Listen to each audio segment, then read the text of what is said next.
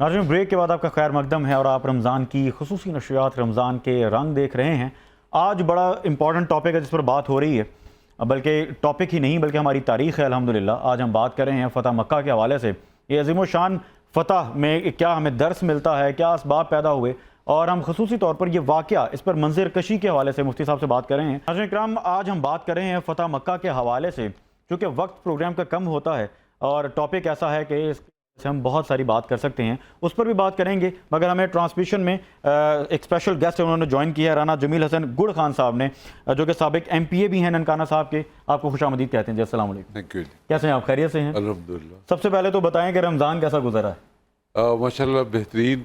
सारी उम्र रोज़े रखे हैं, लेकिन जितने इजी रोज़े इस साल हैं मौसम तो भी बेहतर पहले हो गया कभी नहीं हुए। अल्हम्दुलिल्लाह, शुक्र अल्लाह ताला का कि अल्लाह ताला ने आसानी पैदा की है। अल्हम्दुलिल्लाह जी। अच्छा, क्या देखते हैं, चूँकि सियासी एक्टिविटीज़ भी आपकी बहुत रहती हैं, तो रमज़ान में क्या चेंज आता है? रमज़ान में क्या स्केजुअल बन जाता है? रमज़ान की बरकत है। ये कहते हैं ना कि शैतान को बंद कर दिया जाता है। हाँ बिल्कुल जी, तो ये हकीकत ही है। बेशक हम हकीकत। भी देखते हैं, फील्ड में हम लोग हैं, सियासत में तो थाना कचहरी चलता है, हाँ। तो रोज़ों में भी चलता है। बिल्कुल लेकिन रोज़ों में ये फ़ायदा हो जाता है कि हम लोग अवॉइड करते हैं कि अगर कोई लड़ाई झगड़ा है तो एहतियात की जाती है। उसको सेटल कर दिया जाए, उस बात को बढ़ाया ना जाए। ठीक है। लोगों में इस तरीके से अमन के लिए कोशिश होती है। कोई भी आदमी पसंद नहीं करता कि रमज़ान के महीने में किसी का सर फाड़ो, किसी को गाली दो। तो इन चीज़ों अल्हम्दुलिल्लाह कमी आती है इनमें। यानी आप अमन देखते हैं रमज़ान में, फिर भी मोहतात रहते हैं तमाम जी जी जी, बेशक। अच्छा गुड़ खान साहब, ये बताएं कि मुल्क के हालात को किस नज़र से देखते हैं? चूँकि पाकिस्तान में बहुत से मसाइल पहले भी रहे, लेकिन ये मुल्क अल्हम्दुलिल्लाह हमेशा रहने के लिए ही बना है और इसने हमेशा रहना है। लेकिन हमें अंदरूनी हो या बैरूनी हो, हमें मसाइल का सामना रहता है और वो हर मुल्क में भी होता है। अभी मुल्क के हालात को किस नज़र से देख रहे हैं? एक्चुअली चूँकि मेरा तल्लक PTI से है, आप ये एज्यूम ना कीजिएगा कि मैं PTI का हूँ तो ऐसे बात करता हूँ। ठीक है। मुल्क के हालात इंतहाई ख़राब हुए हैं। लॉ एंड ऑर्डर का सबसे बड़ा मसला बना हुआ है। अच्छा। तो हम सोचते थे कि चलो ये केयर टेकर गवर्नमेंट आएगी तो वो टेक केयर करेगी, ठीक है। असूली तौर पे ठीक है। चीज़ों को देखेगी। ठीक है। यानी कि केयर टेकर गवर्नमेंट जो है वो मिडल में आती है कि दोनों जितने भी लोग हैं सब लोगों के मफादात का ख्याल रखा जाए, सबकी इज़्ज़त का ख्याल रखा जाए। लेकिन हुआ ये है कि जब से ये केयर टेकर गवर्नमेंट आई है, इसने कभी ये एक तरफ ही चली गई है, तो दूसरी तरफ नहीं गई। ठीक है। यानी कि ये टेक केयर सिर्फ एक धड़े की कर रही है, दूसरे धड़े की नहीं कर रही। अच्छा, आपके गुड़ खान साहब, आपके बहुत ज़्यादा इंटरेक्शन भी लोगों से रहता है, आप क्या देखते हैं कि आम आदमी इस वक्त किन मसाइल का शिकार है? इस वक्त आम आदमी की ज़िंदगी में क्या वो मसले हैं जिसकी वजह से वो ज़्यादा मुश्किल में आ गए? जो मुश्किलात लोगों की हैं आपसे वो शिकायत भी करते होंगे, डिस्कस भी करते होंगे? जी हाँ, उसमें ना सबसे पहली जो बात है वो रोज़गार है। रोज़गार के जो है मसाइल हैं लोगों में। फैक्ट्रियाँ बंद हो रही हैं। जी हाँ। जब फैक्ट्रियाँ बंद होती हैं तो ज़ाहिर है नौकरियाँ चली जाती हैं। जब फैक्ट्रियाँ बंद होती हैं तो फैक्ट्री ओनर्स जो है वो कमज़ोर हो जाते हैं। बिल्कुल ठीक। वो जैसे रूटीन के अंदर अगर किसी ने फैक्ट्री ओनर ने लास्ट रमज़ान के अंदर उसने 50 लाख रुपए बिल्कुल, वो सैलरीज भी जो देनी है, जो उनकी तनख्वाहें हैं, सारा कुछ। ये नहीं अदर देन सैलरी। ठीक है। एक इंडस्ट्री वाला बंदा है तो मालिक है, वो अगर 50 लाख 40 लाख उसने लास्ट रमज़ान में खुदा के वास्ते दिए, लोगों के वेलफेयर के लिए खर्च किए, बिल्कुल ठीक। तो फैक्ट्री बंद हो गई तो फिर वो भी इस पोजीशन में नहीं रहा। यानी कि लोगों को जैसे पहले दुनिया हेल्प आउट करती थी, वो लोग वो नहीं कर पा रहे। और क्विकली ये भी बता दें कि आपके नज़दीक इन तमाम मसाइल का हल क्या है, जो आपको लगता है कि ये फौरी होना बहुत ज़रूरी है, चीज़ें बेहतर हो जाएंगी एक आम आदमी की ज़िंदगी के हवाले से? हाँ, आम आदमी पहली बात तो यही है कि हम मुसलमान हैं और बीइंग मुस्लिम हमें एक दूसरे का ख्याल रखना चाहिए। अगर एक आदमी एक फैक्ट्री ओनर है, उसकी प्रोडक्शन कम हो गई है, हाँ, तो मेरी ये सबसे अवलीन मतलब मैं रिक्वेस्ट करता हूँ, माशाल्लाह जितने भी फैक्ट्री ओनर्स हैं हमारे मोहतरम हैं, वो पाकिस्तानी लोगों को रोज़गार फराहम करते हैं, ہمارے لیے باعث عزت ہیں وہ لوگ. بالکل ٹھیک. تو ہم ان سے یہ ریکویسٹ کرتے ہیں کہ بھائی جان جب آپ کے پاس یہ بزنس کم پڑ گیا ہے تو آپ کی کمائی کم ہو گئی ہے, آپ لوگوں کو نوکری سے نکالیں نا, ان کی ویجز تھوڑی کم کر دیں, بالکل ٹھیک, ان کو جاب سے نہ نکالیں. بہت اچھی بات, بہت اچھی بات. ٹھیک ہے, جہاں سے آپ کو فیکٹری آنرز کو روٹی ملتی ہے تو ان لوگوں کو بھی ملتی رہے گی. بالکل ٹھیک, بالکل ٹھیک. بہت شکریہ گل خان صاحب, آپ نے ٹرانسمیشن کا آپ حصہ بنے. اور ناظرین بڑا ضروری ہے کہ جب ایک فیکٹری مالکان کے جیسے گل خان صاحب نے بات کی کہ ان کے لیے مشکل آ گئی کہ ان کا سروائیول مشکل ہو گیا, فیکٹریاں بند کرنی پڑ رہی ہیں, لہٰذا اس دور میں وہ ایک مزدور جو اس فیکٹری میں کام کر رہا ہے اس کے لیے تو بہت زیادہ مشکل ہے.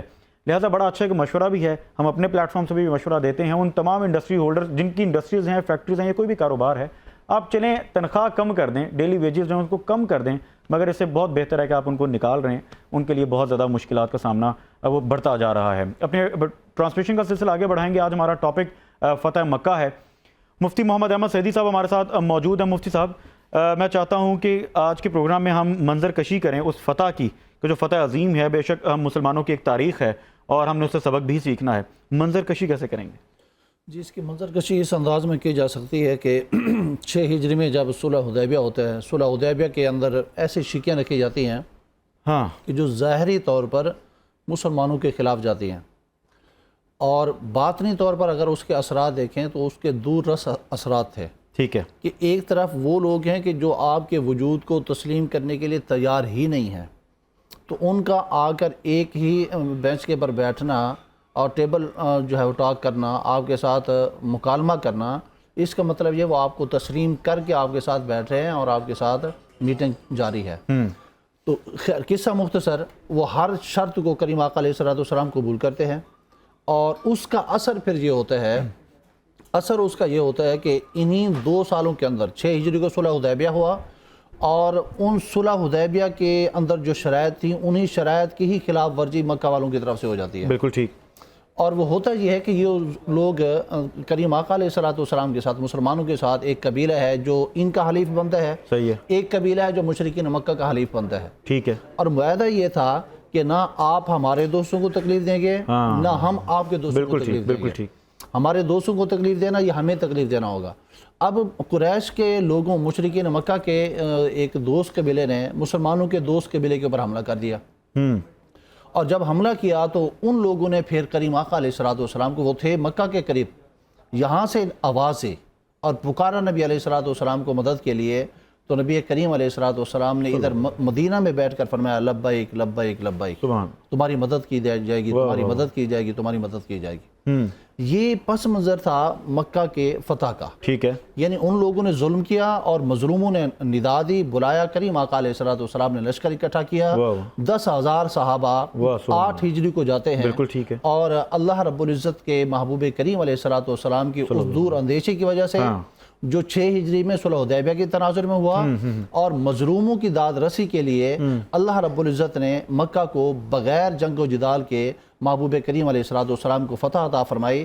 اس موقع پر کریم آقا علیہ السلام نے جو اناؤنسمنٹ کی تھی وہ یہ تھی کہ جو شخص ہتھیار ڈال دے گا اس کو امان ہے, جو اپنے گھر کے دروازے بند کر دے گا اس کو امان ہے, بالکل ٹھیک, جو ابو سفیان رضی اللہ تعالیٰ عنہ کے گھر پناہ لے لے گا اس کو امان ہے. تو اس ایک دن کے اندر 2,000 غیر مسلمان ہوئے. سبحان اللہ, سبحان. اور بہت ہی کم عرصہ کے اندر, ان 10 سالوں کے اندر 10,000 صحابہ مسلمان ہوئے تھے 8 سالوں کے اندر, اور اگلے 2 سالوں کے اندر 1,24,000 صحابہ بن جاتے ہیں. سبحان اللہ, سبحان اللہ. تو کریم آقا علیہ السلام نے اس موقع پر جو اپنی فراخ دلی کا رحمت للعالمین ہونے کا مظاہرہ کیا, اس کو اپنی انٹرو کے اندر بھی فرمایا. کریم آقا علیہ السلام نے اعلان فرمایا کہ آج تم لوگ کیا امید رکھتے ہو. تو قربان جاؤ محبوب کریم علیہ السلام کے حسن سلوک کے اوپر. ان لوگوں نے یہ کہا کہ آپ کے بابا بھی کریم ہیں, آپ کے دادا بھی کریم تھے, اور آپ بھی ہمارے کریم بھائی ہیں. تو میرے محبوب کریم علیہ السلام نے اعلان فرمایا لا تثریب علیکم اليوم. کریم آقا نے فرمایا آج تمہارے اوپر کوئی گرفت نہیں ہے, کوئی الزام نہیں ہے, جاؤ تم سارے کے سارے آزاد ہو. سبحان اللہ. اس موقع پر جب فاتحانہ انداز میں میرے محبوب تشریف لا رہے تھے, میرے محبوب کی عاجزی انکساری کا عالم یہ تھا کہ کریم آقا اونٹنی پر تشریف فرمائے ہیں اور اس طرح جھکے ہوئے ہیں کہ کریم آقا کی پیشانی مبارکہ جو ہے وہ کوہان کو لگ رہی تھی. اللہ, یہ انداز تھا. اور کریم آقا علیہ الصلوۃ والسلام زیادہ عرصہ وہاں پر نہیں رہے.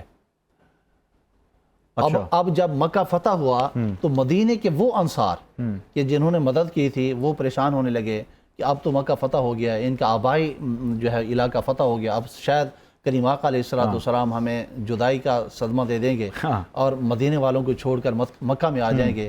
میرے محبوب کریم علیہ الصلوۃ والسلام نے فرمایا, اے مدینے والوں, میرا جینا بھی تمہارے ساتھ تھا, میرا مرنا بھی تمہارے ساتھ ہے. بلکہ خاص طور پر میرے محبوب نے فرمایا تھا کہ دعا مانگی, اے اللہ میرا جینا بھی غریبوں کے ساتھ رکھ اور میری موت بھی غریبوں کے ساتھ ہو اور میرا حشر بھی غریبوں کے ساتھ. سبحان اللہ. مطلب بہت ہی خوبصورت. ناظرین, یہ درس ہے ہمیں فتح مکہ سے ہم بات کر رہے ہیں کہ اس ایک دن میں 2000 مسلمان ہو جاتے ہیں اس عاجزی کی نسبت سے. اور آپ دیکھیں جب سرکار وہاں پر موجود ہیں, وہ اخلاقیات کا جو ہم پہلے بھی اپنے ایپیسوڈ میں بات کرتے آئے کہ ہم اخلاقی پستی کا جو شکار ہیں, ہم اخلاقیات سیکھنے کا بھی یہ ایک جو واقعہ ہے ہمیں درس دیتا ہے کہ اس فتح کے موقع پر بھی اب کس قدر عاجز ہیں اور کس قدر یہ عاجزی کی وجہ سے ہی مسلمان وہاں پر لوگ ہوئے.